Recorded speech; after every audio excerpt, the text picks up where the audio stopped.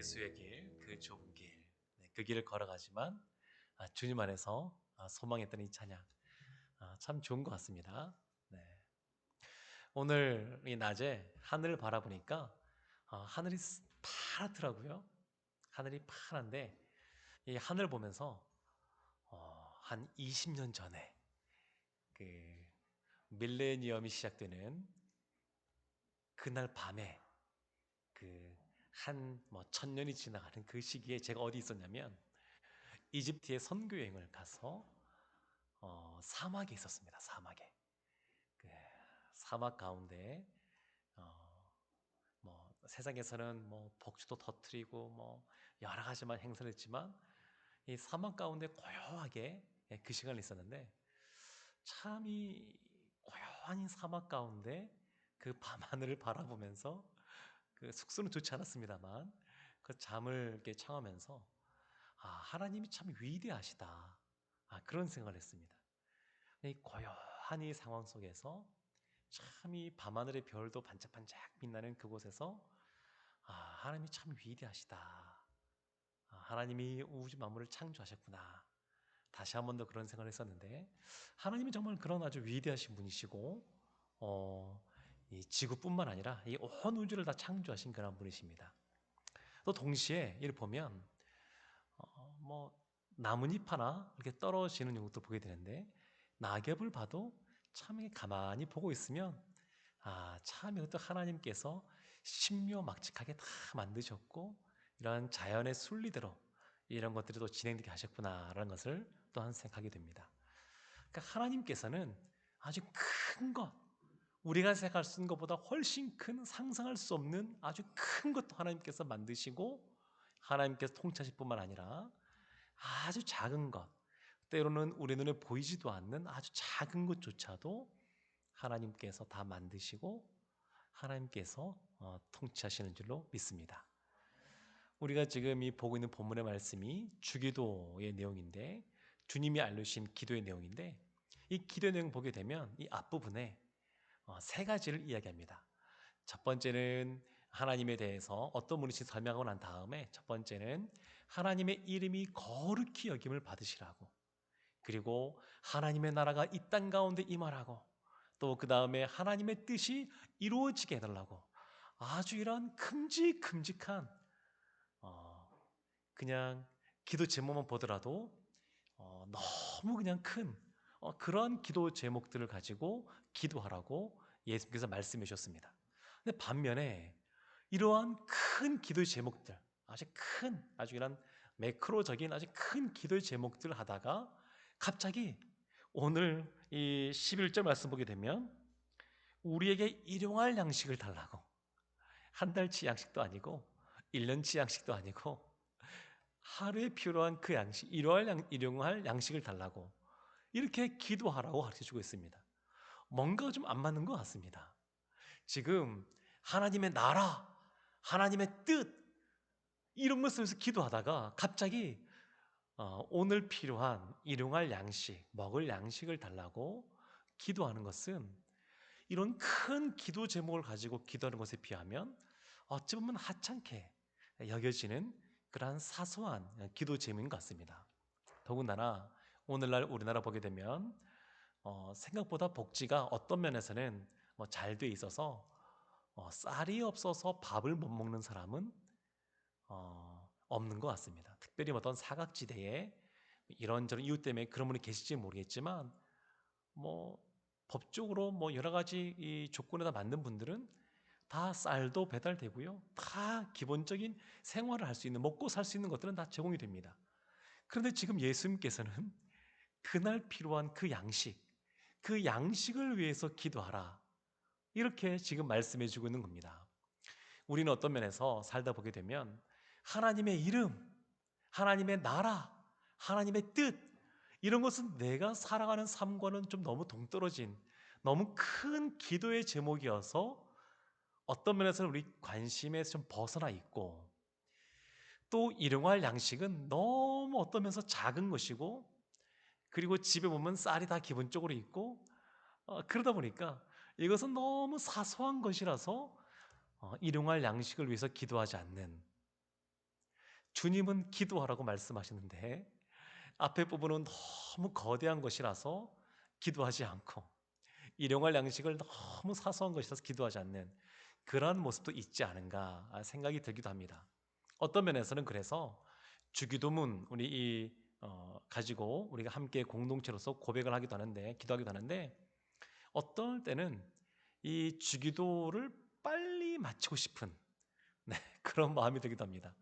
왠지 나하고는 좀 동떨어지는 것 같아서 그리고 왠지 먼저 그의 나라와 그의 의를 구하라고 말씀하셨던 말씀이 기억이 나면서 마음에 약간 찔림이 있어서 그냥 후다닥 해치우듯이 이 주기도를 하려고 하는 그러한 마음이 들 때도 있는 것을 볼 수 있습니다. 근데 오늘 이 말씀은 생각보다 참 많은 것들을 담고 있습니다. 특별히 오늘 제목인 일용할 양식 이 부분은 주님이 알려주신 이 7가지의 기도 제목이 있거든요. 앞에 3가지가 있고 그리고 일용할 양식 뒤에 3가지가 또 있습니다. 우리의 죄를 용서해달라고, 시험에 들지 않게 해달라고, 악에서 구원해달라고 이 3가지 기도 제목이 있습니다. 그래서 위치적으로 보면 7개 중에서 제일 가운데에 있는 것이 일용할 양식입니다. 그래서 어떤 면에서는 주기도문에서 가장 중요한 구절이 어떤 분들은 이 구절을 꼽습니다. 일용할 양식을 주옵시고 이것이 가장 중요하다, 중심이다 이렇게 말을 합니다. 또 이유가 있습니다. 왜 그러냐면 하나님의 나라, 이 천상의 것을 구하는 것과 이 땅에서 구하는 지상의 것을 구하는 것 사이에 연결하는 것이 일용할 양식이라는 겁니다. 이 앞에 보게 되면 10절에 이런 말씀이 나오죠. 뜻이 하늘에서 이루어진 것 같이 땅에서도 이루어지이다. 땅에서도. 그래서 땅이 나오고 그 다음에 이어서 일용할 양식이 나오면서 하늘의 것과 영적인 것과 이 땅에 필요한 우리 어떤 모든 물질적인 것들, 이 모든 것들을 연결시켜주는 그러한 역할을 하는 것이 일용할 양식을 주옵시고라고 하는 내용이라고 할 수 있습니다. 예전에 그 초대교회 때 몇 세기 동안 이 교부 시대라 그러는데 그때 보게 되면 그때는 주로 이 성경을 영적으로 해석을 많이 하곤 했었습니다. 성경 본문을 볼 때 이것이 영적으로 어떤 의미가 있는가 이런 것들을 많이 생각했거든요. 그러니까 여기서 일용할 양식 그러니까 영적으로 해석하니까 어떤 해석들이 나오냐면 첫 번째는 성만찬에 있어서의 떡 그런 떡이 나왔고요. 또 어떤 이 예수님께서 이 떡을 그리스도의 몸이라 그랬으니까 일용할 양식 그러면 그리스도 우리가 날마다 그리스도 안에서 영적인 삶을 살아야 된다 이렇게 보기도 했고요. 하여튼 이것을 영의 양식으로 많이 해석하곤 했었습니다. 그러다가 육의 양식이다라고 말하는 사람도 있었고 종교개혁가 루터와 칼빈 때 가서 이것이 보다 분명해지고 그 내용 자체가 더 풍성해졌는데 루터가 이렇게 말했습니다. 약간 깁니다만 제가 한번 읽어보겠습니다. 일용할 양식은 우리 삶을 위한 양식과 필수품에 속하는 모든 것들이다.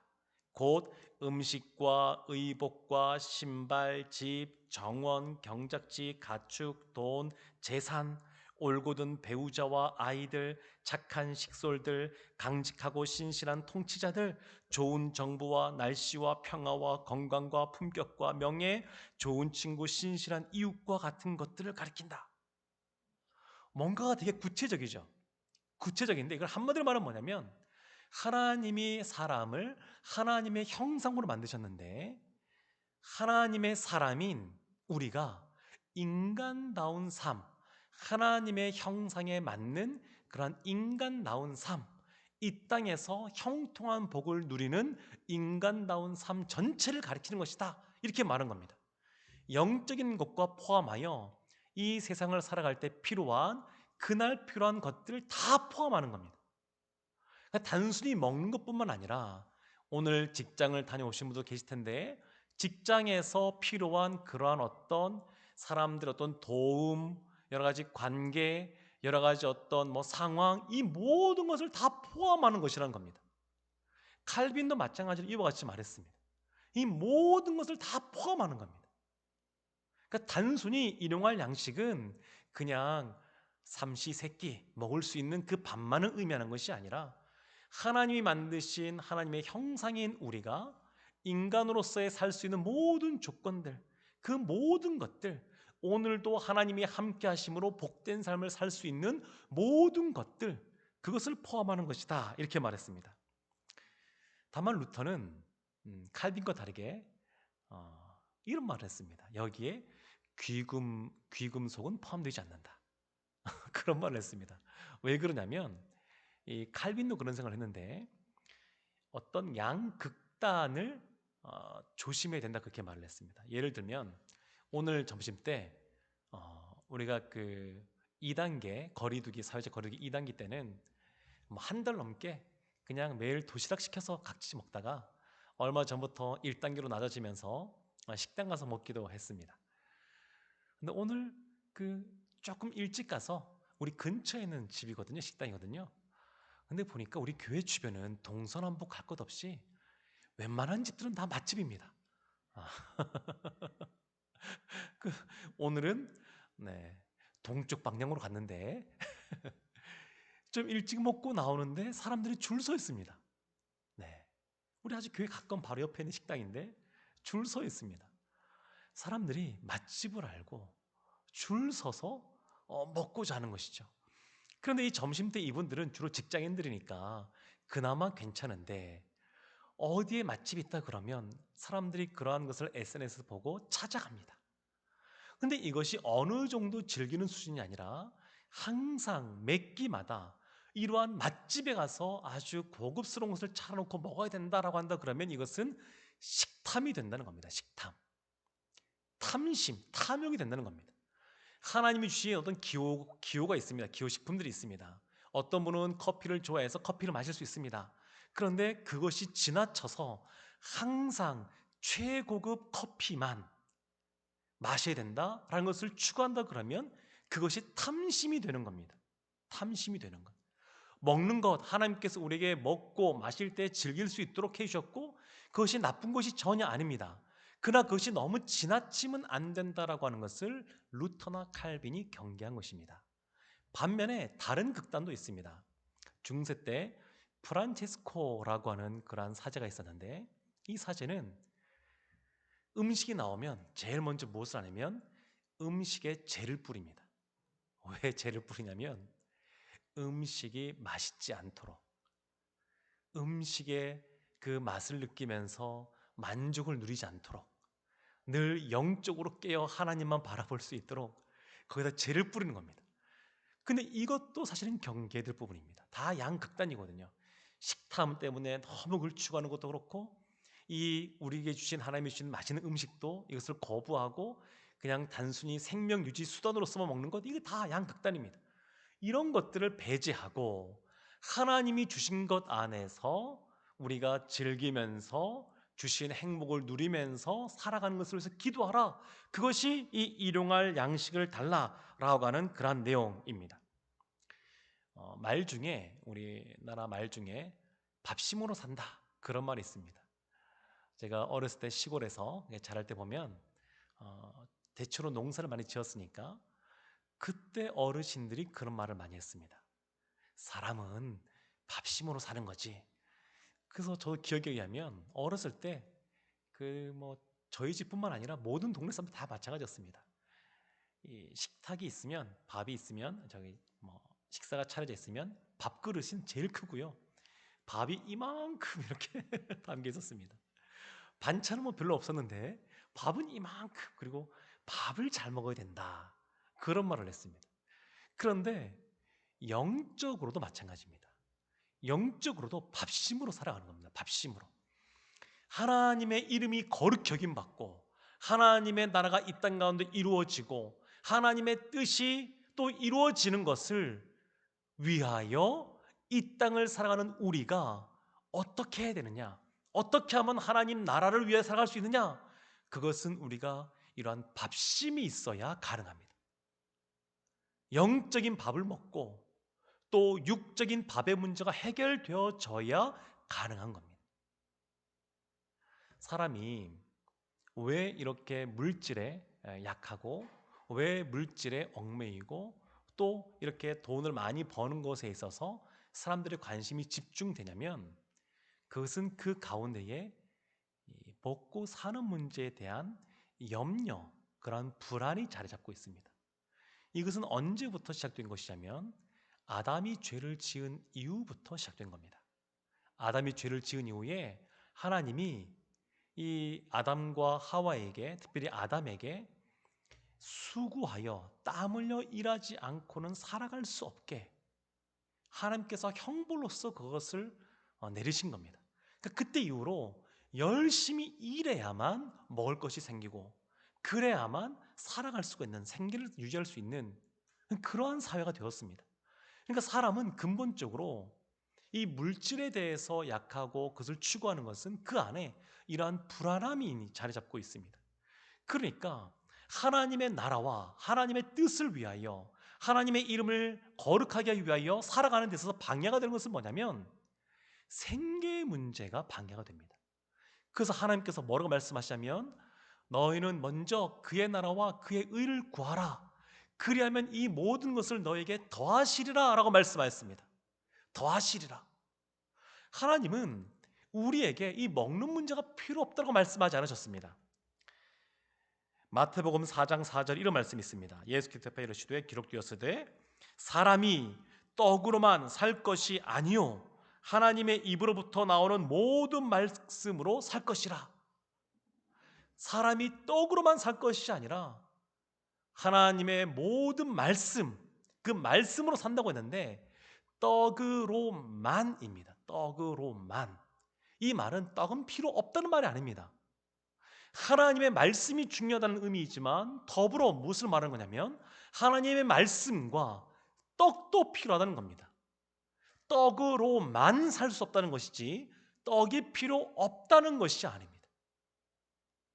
우리가 이 세상을 살아갈 때에 하나님의 말씀뿐만 아니라 떡이 필요함을 예수님도 알고 계셨고 그러기에 우리에게 주신 위로의 말씀, 용기를 주시는 말씀이 뭐냐면 너희가 먼저 그의 나라와 그의 일을 구하면 그리하면 이 모든 것 너에게 필요한 떡의 문제, 생계의 문제, 일용할 양식의 문제 이 모든 것을 책임져 주겠다고 약속해 주신 겁니다.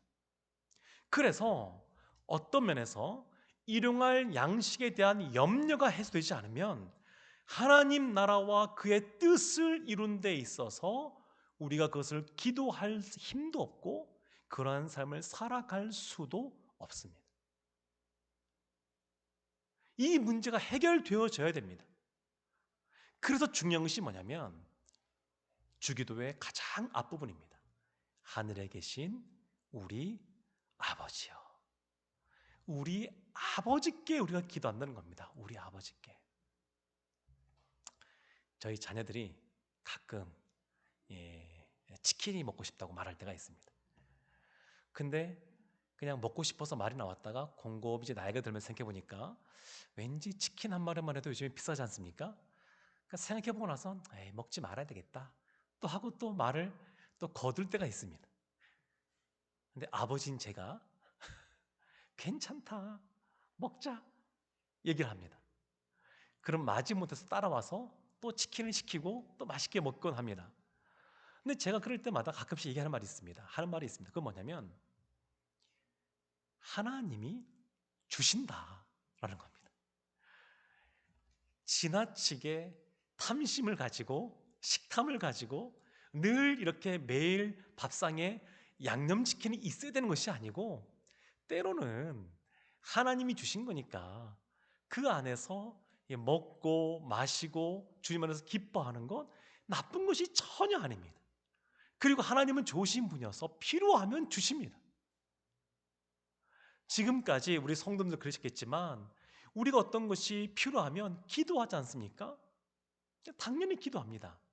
어제 우리 교육자들과 함께 한나절 기도를 했습니다.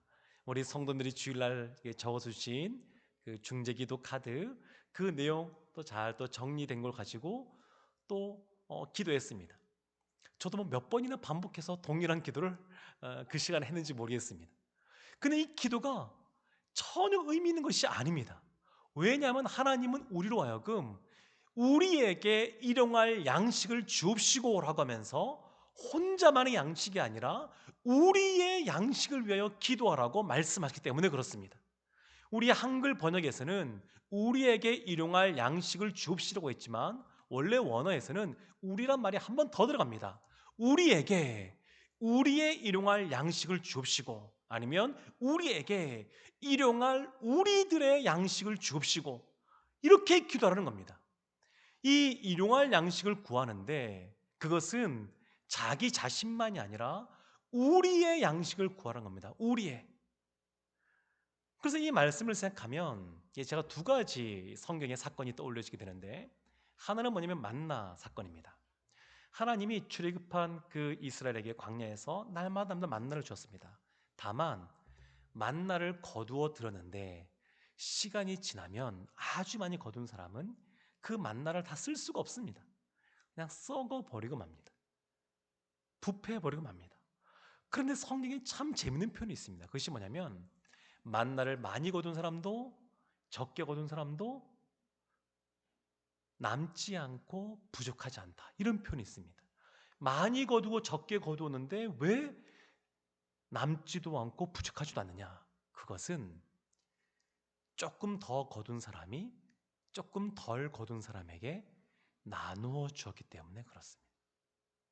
이 일용할 양식을 혼자만 먹는 것이 아니라 나누어 주었기 때문에 그렇습니다.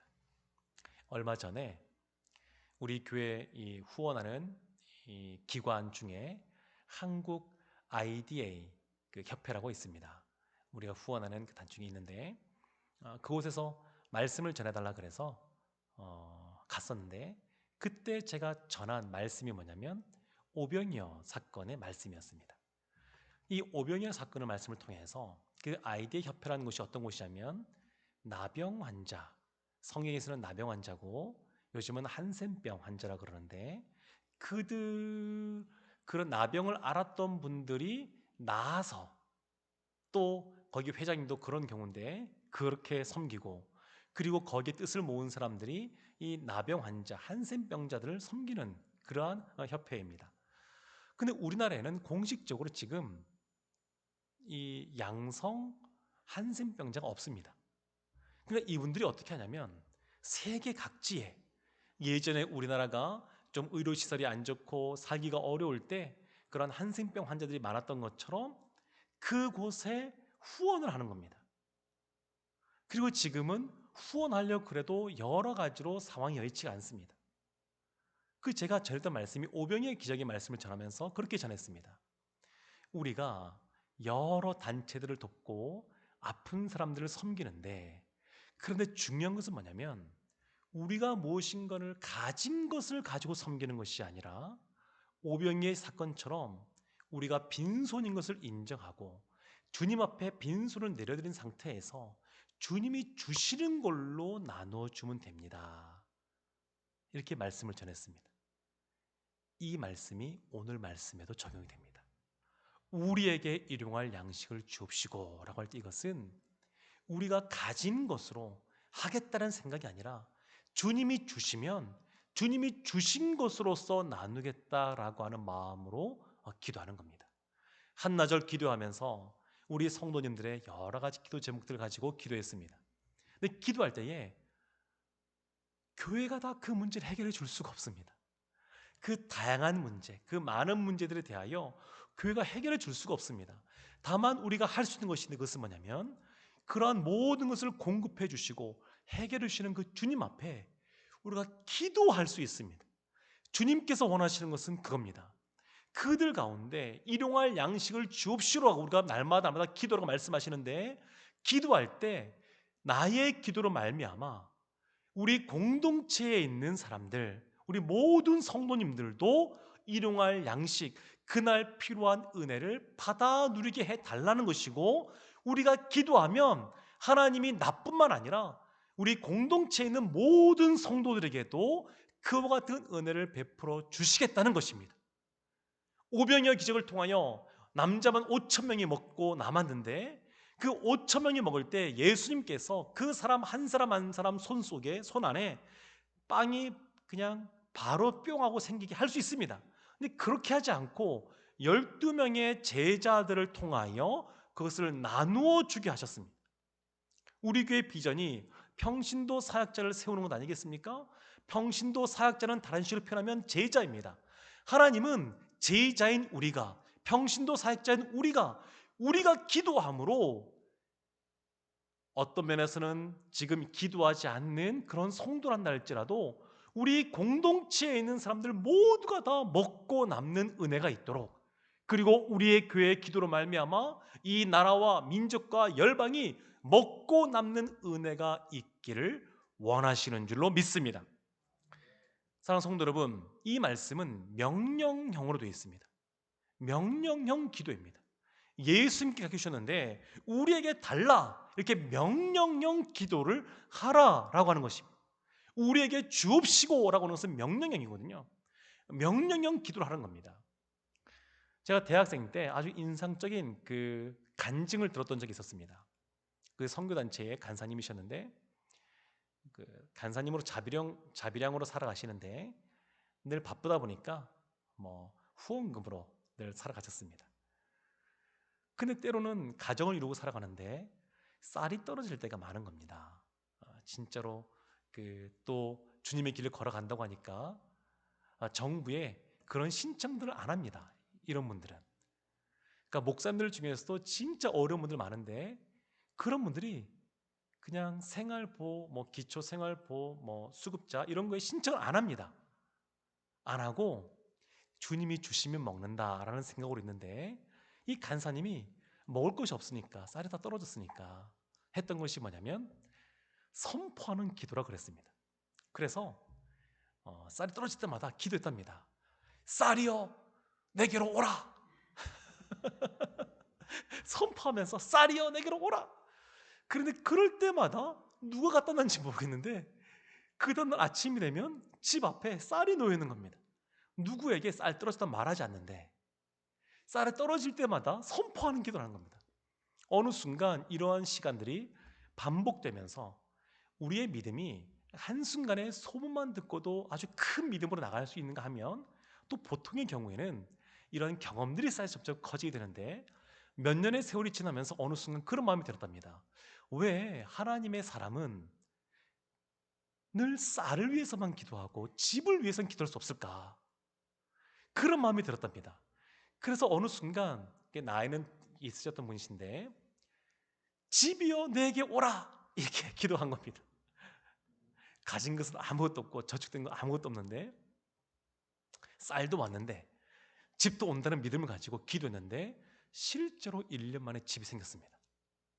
그래서 그 간증을 하시는 겁니다. 간증을. 그때 제가 큰 도전을 받았습니다. 아, 그렇구나.